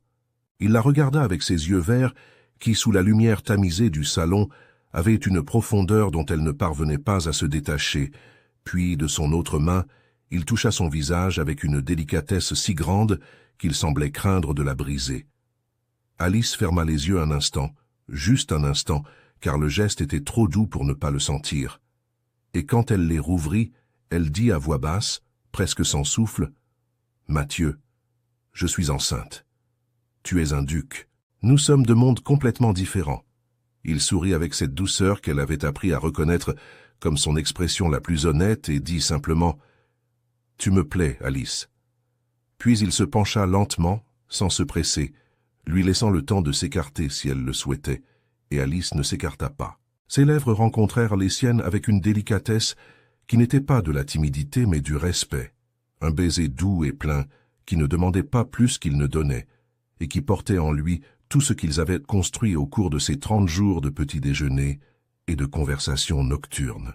Alice sentit quelque chose se dénouer en elle, lentement comme lorsqu'un nœud qui a été serré pendant très longtemps finit par céder, et pendant un moment, le monde autour, le moulinet, les montagnes, la mission, le passé, le futur, resta silencieux. Quand ils se séparèrent, les yeux d'Alice étaient humides d'une manière qui n'était pas de la tristesse. Et dans ceux de Mathieu, il y avait une clarté nouvelle, de ce genre qui apparaît quand on cesse de lutter contre quelque chose qui était vrai depuis le début. Mathieu leva les 2 mains et tint son visage avec une délicatesse qui semblait craindre que le moment ne se brise s'il le touchait avec trop de force, les pouces reposant chaleureusement sur ses joues, les yeux verts fixés sur elle avec une intensité qui n'avait pas besoin de mots, mais qu'il décida tout de même d'utiliser. « Je sais que nous sommes tous les deux dans des moments très difficiles et que ce n'est peut-être pas le bon moment, » dit-il d'une voix basse et entière qui semblait venir d'un endroit profond en lui. « Tu es sur le point de mettre une vie au monde et je dois découvrir où se trouve la mine, savoir qui est le responsable et sauver ces gens. Mais je pense qu'après tout ça, nous pourrons nous asseoir calmement et parler. » Ses pouces se déplacèrent doucement sur son visage avant de compléter. « Parce que tu me plais vraiment beaucoup, Alice, et je crois que tu ressens la même chose pour moi. » Elle le regarda avec ses yeux noisettes qui ne savaient pas mentir, puis Mathieu l'attira contre sa poitrine avec un soin immense, un bras entourant son dos, l'autre la tenant près de lui, le menton posé sur sa tête, comme si c'était l'endroit le plus naturel du monde. Et ils restèrent là, en silence, avec la nuit tranquille du moulinet autour d'eux, et quelque chose entre eux qui ne pouvait plus être ignoré. Alice savait que le jour de la naissance approchait, de la manière dont le corps prévient quand il n'y a plus moyen de l'ignorer. Une pression différente, une fatigue plus profonde, un poids qui n'était plus seulement celui de l'enfant, mais l'imminence de tout ce qui allait changer. Et au milieu de tout cela, il y avait Mathieu, et ce qui grandissait entre eux était encore difficile à nommer, difficile à ranger sur une étagère qu'elle connaissait. Dans les jours qui suivirent le premier baiser, il y en eut d'autres, volés dans la cuisine tôt le matin, échangés dans le couloir quand Rosalie était occupée, bref, c'est chargé de ce genre de sentiment qui n'a pas besoin de temps pour être réel. Alice se permettait parfois d'imaginer, juste d'imaginer, que tout irait bien, qu'il resterait là au moulinet, qu'il aiderait à élever son fils comme si c'était le sien, que cette simple pension entre les montagnes pourrait être le début de quelque chose qu'elle n'avait jamais osé vouloir. Mais elle savait que c'était de la folie, et la partie d'elle qui avait appris à survivre revenait toujours pour lui rappeler que Mathieu de Beaumont était duc. Il était d'Alençon. Il était d'un monde qui n'avait rien à voir avec le sien. Le jour du dîner à la propriété des Lefebvre arriva avec cette tension silencieuse que Mathieu portait en lui quand il était proche de quelque chose d'important. Et Alice le sentit avant même qu'il ne dise quoi que ce soit. Il descendit à la cuisine pour lui dire au revoir, et il y avait en lui un sérieux différent des autres soirs, plus concentré, plus lourd, comme un homme qui sait que ce qui va se passer peut tout changer. Il avait envoyé une lettre au commandant de la garde quelques jours auparavant, demandant qu'il vienne préparer, car la certitude que Lefebvre était derrière tout ça avait trop grandi pour être ignorée. Il s'approcha d'Alice, posa les mains sur son visage avec sa délicatesse habituelle, et l'embrassa avec un calme qui portait en lui quelque chose d'un adieu, et dit en la regardant droit dans les yeux noisettes, « Ce soir, quand je reviendrai, nous devrons avoir cette conversation. » Le cœur d'Alice se serra d'une manière qu'elle connaissait, mais qu'elle n'avait pas encore appris à contrôler, et elle hocha la tête en silence, avant de dire d'une voix qui sortit plus ferme qu'elle ne le sentait. « Mathieu, sois prudent. » Il sourit et sortit avec Pierre par la porte de la pension. François Lefebvre les attendait à la porte avec ce large sourire que Mathieu avait appris à observer avec d'autres yeux. « Monsieur Gaspard, quelle bonne chose que vous soyez arrivé. Nous vous attendions pour commencer. » dit Lefebvre avec une cordialité qui sonnait exactement comme elle devait sonner, naturelle, chaleureuse, sans aucune fissure visible. Ils entrèrent, et la table du dîner était dressée avec une abondance qui semblait calculée, comme tout semblait toujours l'être ici quand Mathieu prenait le temps de regarder attentivement. La femme de Lefebvre entra peu après et s'assit avec eux. La conversation porta sur le village et les terres, et Mathieu attendit avec cette patience entraînée de celui qui sait que le bon moment existe et que le forcé coûte cher. Puis il regarda Lefebvre et dit « Monsieur Lefebvre, allez-vous enfin me révéler où je peux investir mon argent ?» Et avant que Lefebvre n'ouvre la bouche, une voix vint de derrière, froide et tranquille, comme celle de quelqu'un qui est complètement en contrôle. N'êtes-vous pas déjà assez riche, duc de Beaumont ?» Mathieu prit une profonde inspiration en un instant et se retourna lentement, et ce qu'il vit tomba sur lui avec le poids de tout ce qu'il n'avait pas vu, alors que c'était juste sous ses yeux. Madame Aurore se tenait à l'entrée du salon, sereine comme toujours, la robe grise impeccable, les cheveux grisonnants dans son chignon habituel, mais autour d'elle, 5 hommes à l'expression fermée formaient un demi-cercle qui ne laissait aucun doute sur ce que c'était. Mathieu se leva de sa chaise lentement et dit d'une voix qui contrôlait chaque syllabe, « Madame Aurore, que faites-vous ici ?» Aurore sourit avec ce sourire qui avait trompé tout un village pendant des années et répondit, « Permettez-moi de faire les présentations. Ces hommes sont mes fils et François est mon frère. » Et alors tout s'emboîta dans la tête de Mathieu avec cette cruauté des révélations qui arrivent trop tard. Aurore n'avait pas de bien parce que tout était au nom de François Lefebvre. Elle se plaignait que ses fils lui rendaient rarement visite, mais ils étaient là tout le temps, déguisés en employés sur les propriétés, circulant dans le village sans que personne ne se doute de rien. « Vous devez être surpris, n'est-ce pas, duc ?» dit Aurore, avec un calme plus menaçant que n'importe quel cri. Mathieu la regarda avec cette sérénité qui coûtait cher à maintenir, et répondit « J'avoue que je le suis. Je me méfiais de monsieur Lefebvre, mais pas de vous. Vous avez très bien joué. » Aurore inclina légèrement la tête comme pour accepter un compliment avec naturel et dit « Maintenant, nous allons négocier, monsieur de Beaumont. C'est simple. Je veux que vous préveniez la couronne que c'était une fausse alerte, qu'il n'y a pas de mine au Moulinet, et que vous partiez d'ici sans vous retourner. » Mathieu la regarda avec une fermeté qui ne vacilla pas. « Jamais je ne ferai ça. Vous ne pouvez pas continuer à maintenir ces gens enfermés dans une mine. C'est inhumain, madame Aurore, et vous le savez. » Aurore le regarda un moment, puis dit d'une voix qui avait perdu toute trace de douceur. « En ce moment, Alice est emmenée dans un endroit que je ne vous dirai pas, et je crois que vous lui portez une certaine affection. Quelque chose se durcit à l'intérieur d'un homme, quand le nom de quelqu'un qui compte est utilisé comme une menace. » Et Mathieu sentit cela se produire en lui en un instant, les poings se serrant avant qu'il ne s'en rende compte, le corps se déplaçant vers Aurore avant que la pensée n'arrive. 2 de ses fils le saisirent par les bras avec une force qui ne laissait aucun doute sur qui commandait à ce moment-là, et Mathieu cria d'une voix qui n'avait plus rien de calculé. « Qu'as-tu fait à Alice? Ne touche pas à Alice !» Aurore resta où elle était, sans bouger, sans changer d'expression, et répondit avec cette froideur plus terrifiante que la rage. « Rédigez la lettre, monsieur Mathieu. Prévenez la couronne que vous vous êtes trompé. Quittez le village et je libérerai Alice. Elle ira bien. » Mathieu respira profondément, essayant de récupérer ce que la peur lui avait arraché, car il devait réfléchir, il devait être stratégique, et son cœur battant la chamade n'aidait pas. « Quelle garantie ai-je qu'Alice ira bien ?» dit-il de la voix la plus contrôlée qu'il put trouver. Aurore répondit sans hésiter. « J'aime bien Alice. Je prendrai bien soin d'elle tant que vous resterez loin d'ici. » Mathieu resta silencieux un moment qui parut plus long qu'il ne l'était, puis dit avec une résignation qui n'était pas une vraie résignation, mais qui devait en avoir l'air. « Très bien, je vais rédiger les lettres. » Il s'assit à table, demanda du papier et une plume, et commença à écrire de cette main ferme d'homme qui est en contrôle même quand personne autour de lui ne le croit. Il écrivit la lettre pour la couronne, disant que les soupçons s'étaient avérés infondés, qu'il n'y avait pas de mine au Moulinet, que le village était paisible, et qu'il rentrait. Et puis, il écrivit la lettre pour Alice, un adieu. Des mots qui disaient qu'il s'était trompé dans ses soupçons, qu'il devait partir, qu'elle se porte bien. Mais Mathieu avait un plan.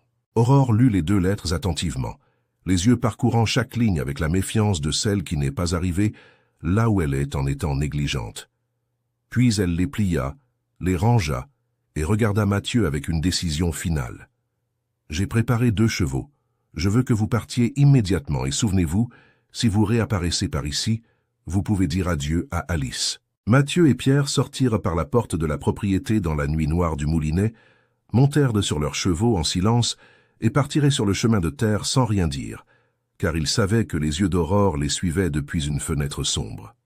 Ils chevauchèrent pendant un temps qui semblait interminable, la forêt de chaque côté du chemin et l'obscurité partout, jusqu'à ce qu'ils atteignent la limite du village.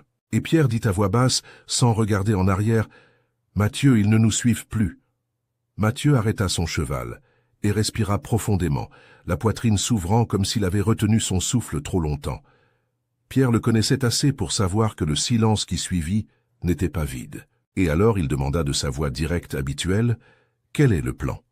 Mathieu regarda l'obscurité de la forêt à côté du chemin et dit avec une clarté qui n'était plus présente depuis qu'Aurore était apparue dans ce salon. « Les hommes du commandant arrivent au village demain matin, mais je crois savoir où elle a caché Alice.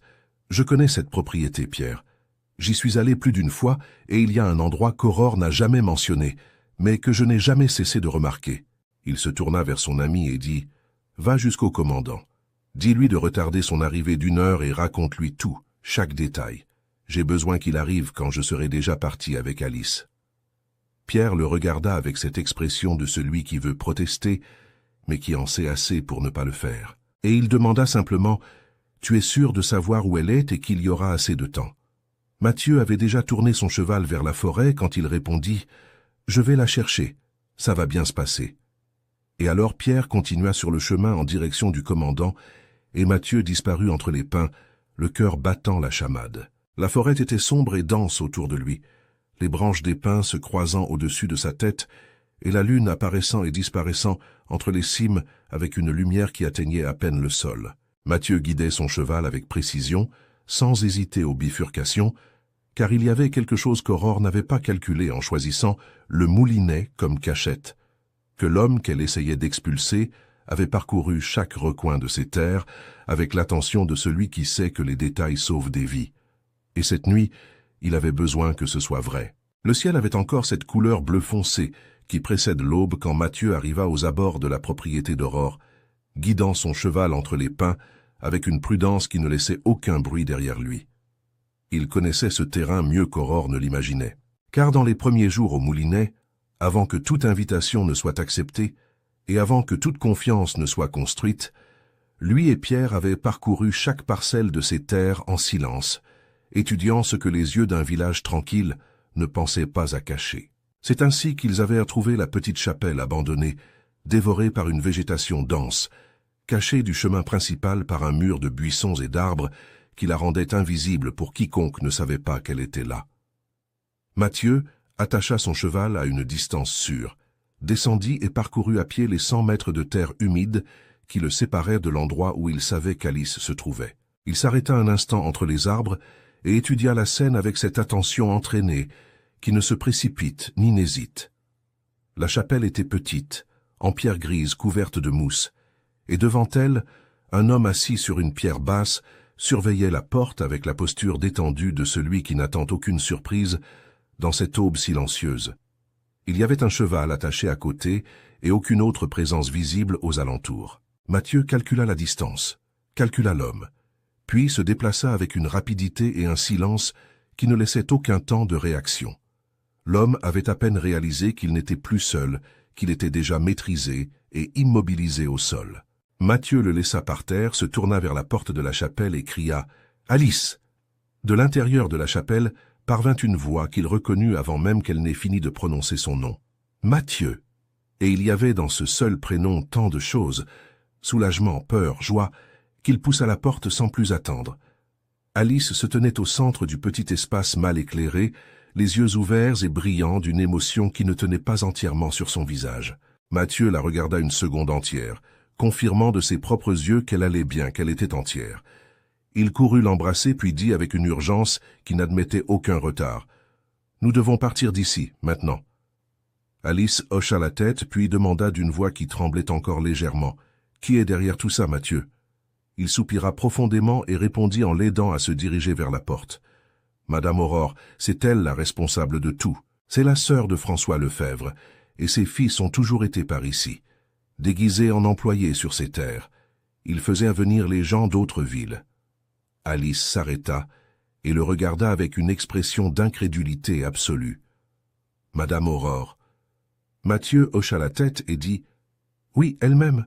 Maintenant sortons d'ici avant que d'autres n'arrivent. » Il l'aida à monter à cheval avec ce soin immense habituel, monta derrière elle, et ils partirent à travers la forêt alors que le jour commençait à poindre entre les cimes des pins, la lumière arrivant peu à peu en bandes dorées qui coupaient l'obscurité entre les arbres. Alice s'appuyait contre lui et Mathieu tenait les rênes d'un bras et la soutenait de l'autre, attentif aux alentours au cas où il serait suivi.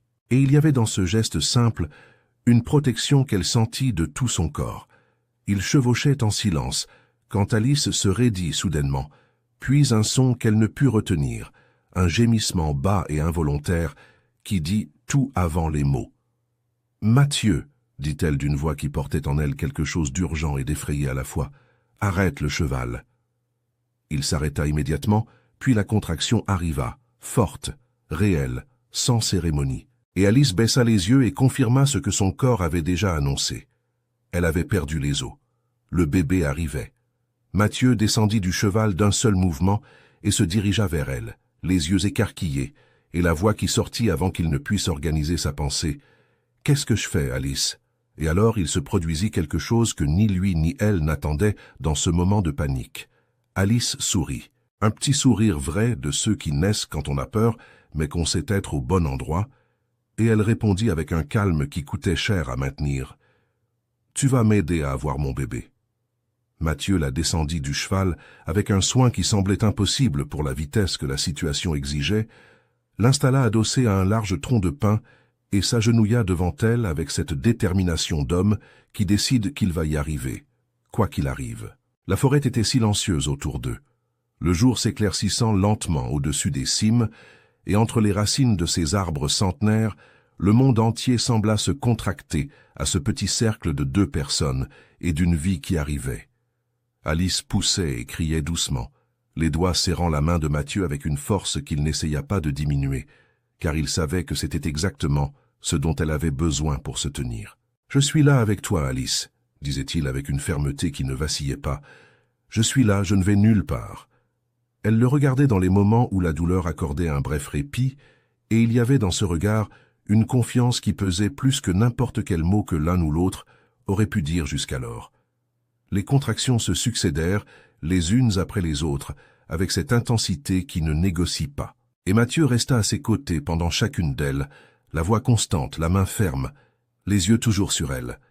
Près de 2 heures plus tard, le cri arriva, petit et fort à la fois, et Mathieu tint ce garçon robuste entre ses mains avec une expression qui n'avait jamais été sur son visage auparavant.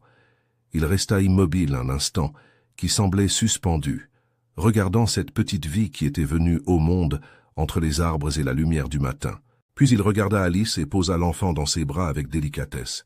Alice le reçut, émue, et quand elle regarda le visage de son fils, les larmes coulèrent, et elle dit tout bas, « Bonjour, mon amour. » Mathieu les regarda tous les deux, puis parla, « Il est magnifique, Alice. » Elle leva les yeux vers lui avec un sourire qui illuminait même les ombres de la forêt et dit, « Merci d'être venu me sauver. » Mathieu toucha son visage avec sa main qui tremblait encore légèrement et répondit d'une voix qui n'avait plus aucune réserve.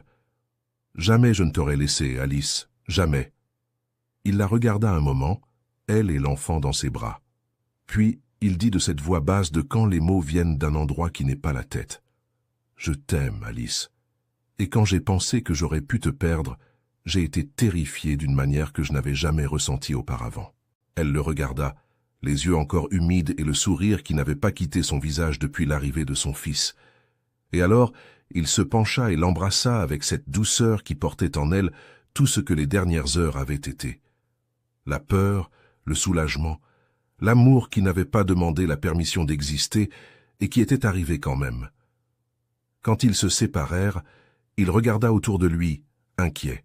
« Je dois vous sortir d'ici, tous les deux. » Alice regarda son fils puis lui et répondit avec honnêteté. « Je ne sais pas si je peux marcher, Mathieu. » Il n'hésita pas, la prit dans ses bras avec un soin immense, l'enfant blotti contre elle, et la plaça sur le cheval en disant « Allons-y doucement. » À cette heure, le commandant est déjà à la propriété des Lefebvre. Ils chevauchèrent à travers la forêt à un pas lent qui respectait chaque mouvement d'elle. En approchant de la pension, des gardes les attendaient sur le chemin, et parmi eux se trouvaient 2 silhouettes qu'Alice reconnut avant toutes les autres. Rosalie courut vers le cheval, les yeux rouges de celle qui avait pleuré toute la nuit d'inquiétude, et Pierre venait juste derrière, avec l'expression soulagée de celui qui s'attendait au pire et a reçu le meilleur. « Alice, » dit Rosalie d'une voix qui portait encore les larmes, « J'étais si inquiète pour toi. » Et puis elle vit l'enfant dans les bras de son ami, et sa voix sortit différemment, plus petite et plus grande à la fois. « Il est né. » Mathieu et Pierre aidèrent Alice à descendre avec précaution, tandis que Rosalie l'enveloppait déjà de ce soin de celle qui ne sait pas bien comment tenir, mais sait qu'elle doit être proche. Et les deux femmes entrèrent par la porte de la pension, tandis que Mathieu se tournait vers le commandant. Le commandant s'approcha avec cette posture d'homme habitué à clore des missions et dit avec un sérieux respectueux « Monsieur de Beaumont, félicitations pour votre travail. Comme toujours, nous avons arrêté les Lefebvre et Madame Aurore et ses fils ont déjà été emmenés. Les hommes sont maintenant dans les mines pour secourir les travailleurs. Ils sont 19 au total et nous allons leur fournir tous les soins nécessaires. » Mathieu remercia chaque homme pour son travail avec une sincérité qui n'était pas protocolaire. Il demanda à Pierre d'aller chercher un médecin pour examiner Alice et le bébé. Puis il entra par la porte de la pension avec cette fatigue de celui qui a tout donné et qui est quand même arrivé à temps. Plus tard, après que le médecin eut confirmé qu'Alice et Gabriel allaient en bien et qu'ils pouvaient se reposer, Mathieu entra dans la chambre et la trouva allongée dans le lit et Gabriel dormant dans le berceau. Il s'assit sur le bord du lit, regarda l'enfant et dit tout bas « Il est parfait, Alice, j'aime bien le nom. » Elle sourit et dit « Je sais. » Et alors il lui prit la main et dit « Nous devons avoir cette conversation. » Alice le regarda avec une attention qui pesait, et Mathieu parla avec cette honnêteté qu'il avait apprise à ses côtés, que c'était la seule façon de parler qui en valait la peine. « Je t'ai dit dans la forêt que je t'aime, et je n'imaginais pas ressentir ça à nouveau pour quelqu'un. Je veux savoir ce que tu ressens pour moi, Alice. » Elle regarda son fils, regarda Mathieu, et prit sa main entre les siennes, et dit d'une voix qui n'avait plus aucune réserve. « Je suis tombée amoureuse de toi aussi, Mathieu, mais maintenant j'ai un fils. Je ne suis ni noble ni une dame. Comment serait notre vie? Élèverais-tu un enfant qui n'est pas le tien ?» Mathieu la regarda Gabriel, et répondit avec une certitude qui n'était pas impulsive mais profonde. « Je t'ai aidé à le mettre au monde, Alice. Il fait partie de toi, et j'aime tout ce qui fait partie de toi. Je l'élèverai comme mon fils. Et tu n'es peut-être pas noble en titre ou en richesse, mais tu as la plus grande des noblesses, un cœur beau, courageux, et qui se bat pour ce qu'il veut.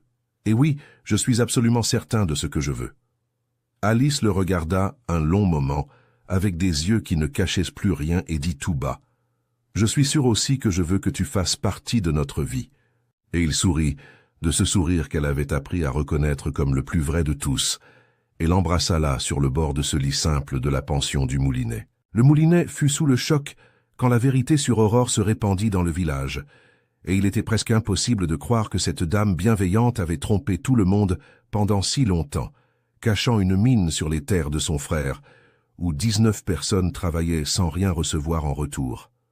Le village entier digéra cette douleur lentement, avec cette tristesse de celui qui découvre que ce qui semblait être de l'amour était un mensonge depuis le début. Mais la vie continuait. Et au milieu de tout cela, il y avait une joie qu'aucune révélation ne pouvait éteindre. Gabriel était venu au monde.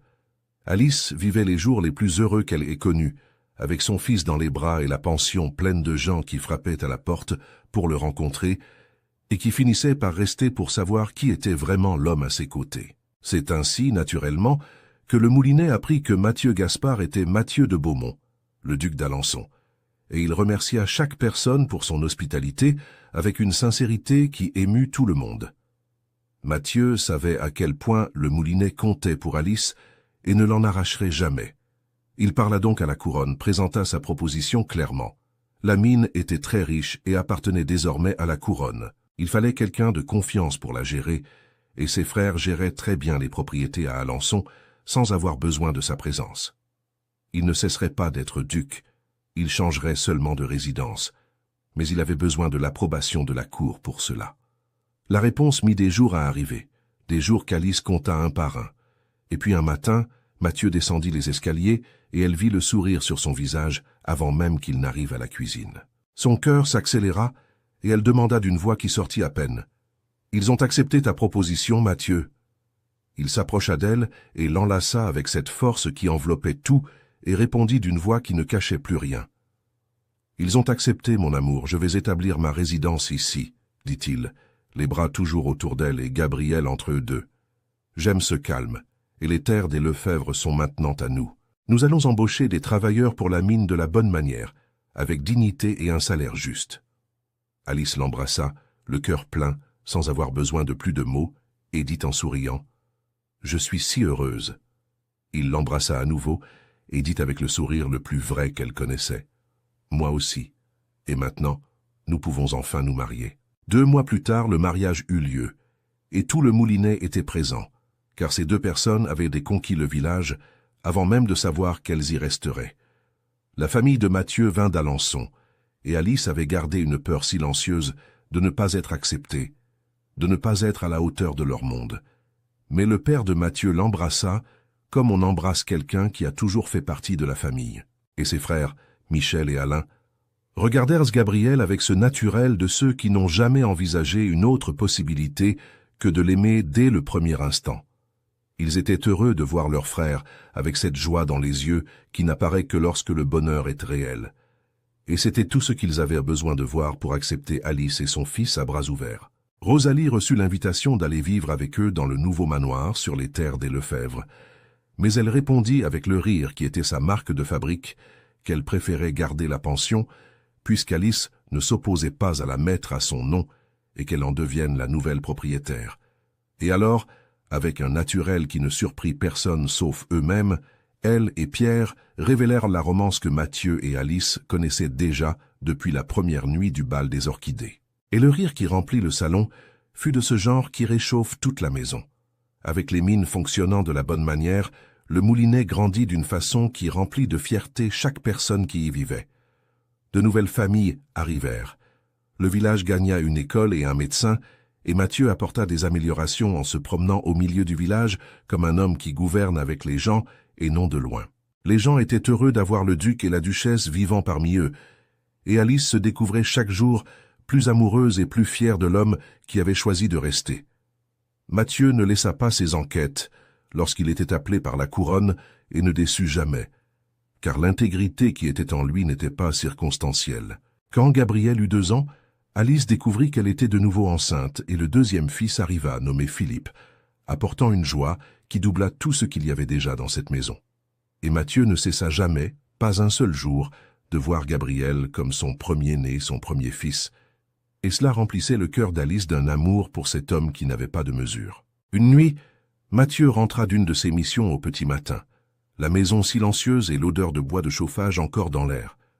Alice dormait, mais elle ouvrit les yeux en sentant le poids de son corps s'allonger à côté d'elle, dans le lit.